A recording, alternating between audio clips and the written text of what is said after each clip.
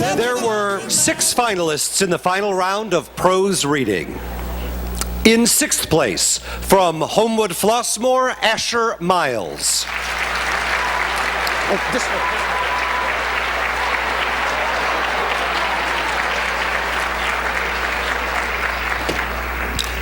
In 5th place, from Prospect, James Farquharson.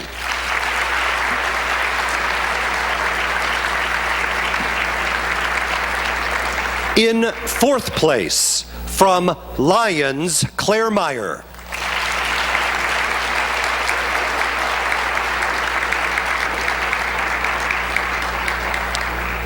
Third place in prose reading, from Shepherd, Shayna Woodland.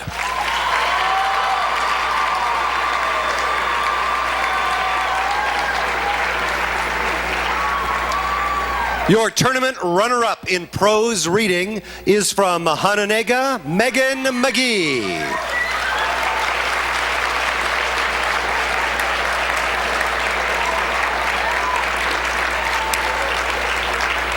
And your tournament champion, Jordan Cornwell from Charleston High School.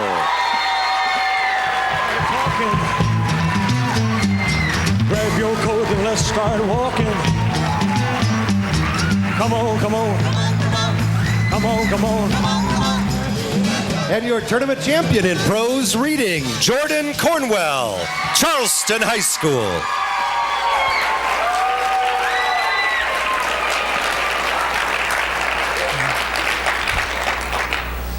Thanks.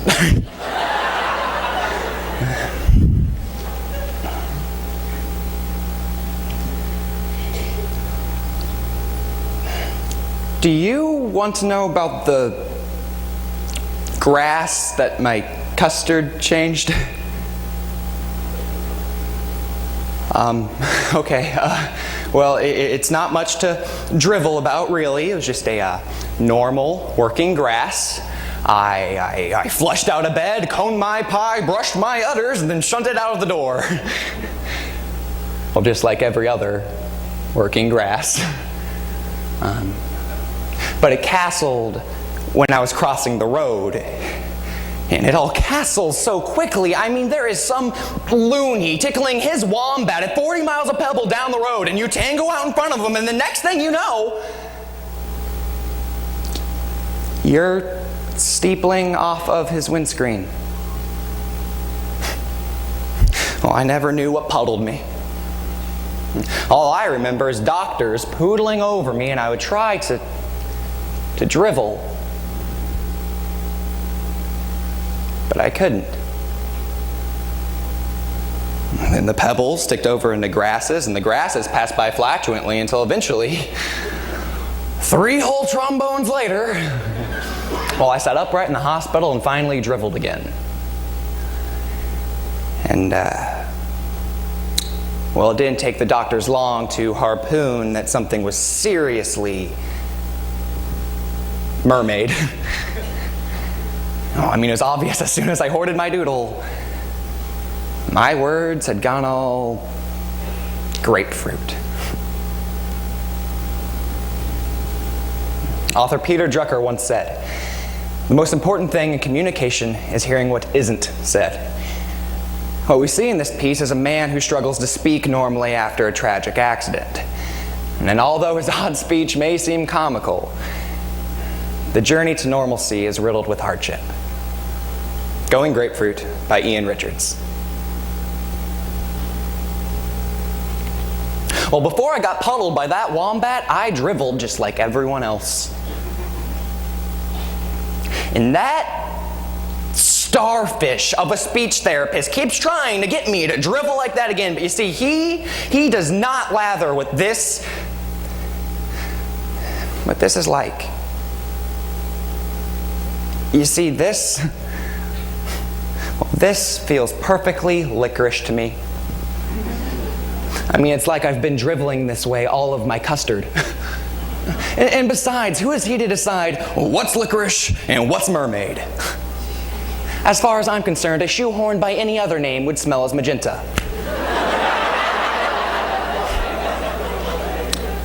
Anyway, My kids loved my new words, and they would goose to drivel just like me, and, well, for a while, I was the flannel of attention.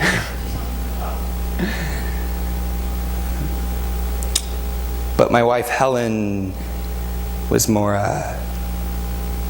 hootenanny.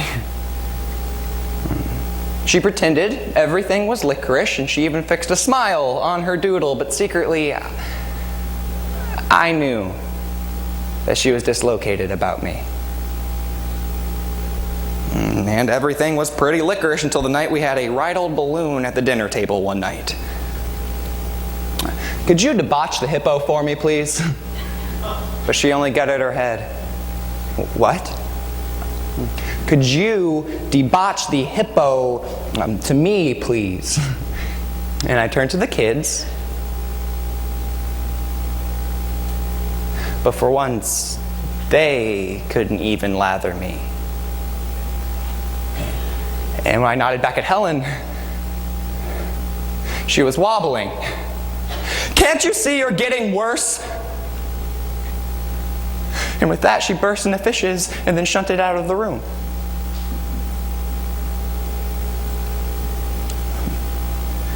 So, the grass after that balloon, I shunted for a walk through town. And I only wanted some peace in sawdust, but it seemed like everywhere that I went, people were waiting to start driveling to me, marauding me with their words and then mislathering my own. I saw Dave, the postman, snuffy past on his Frenchman, and I asked him if he was going to creosote his brain this year. But he snuffied on past without even slowing down. And when I complimented Eve on all the lovely chimps cavorting in her garden, she gutted her head and shunted back inside. And when I commented to a boy on all the phallic weather we were having this trombone, he muttered freak under his breath. And it was only then that I harpooned how lonely custard can be when no one lathers you.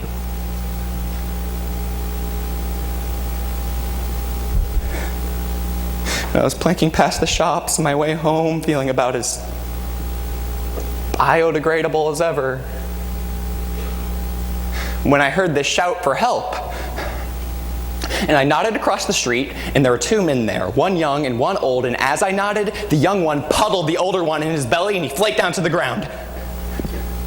"What's castling here?" I asked, trying to sound as hosepipe as I could. And the young man, he turns around, and he was holding a knife in his pink one. And I felt my stomach go all clerical, and I goosed my best to carry on sounding hosepipe. "Better spray that knife, sunshine. There's no need to get cabbage." And just then the old man flaked up from the ground, and that distracted the knife-carrying starfish just long enough for me to alb him up against the wall.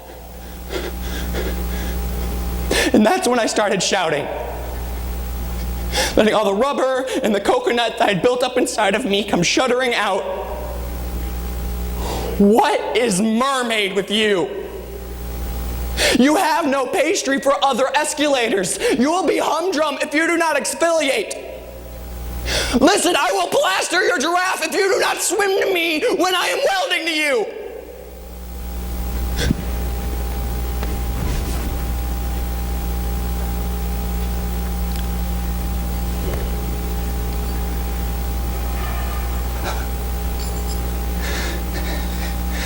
And although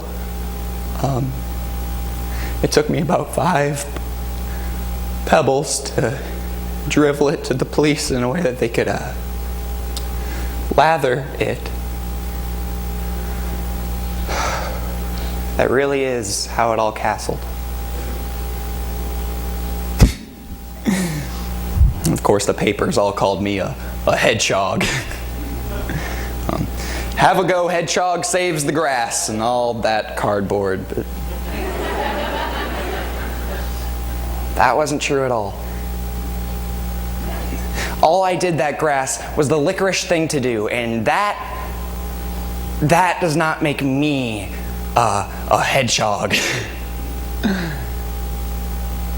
Far from it. Because you see, my words are still all grapefruit.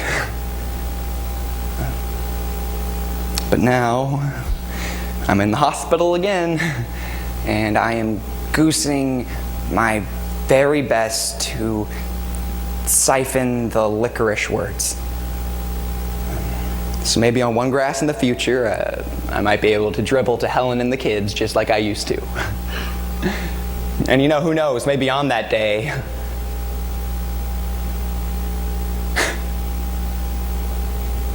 maybe on that day, I'll be a hero too.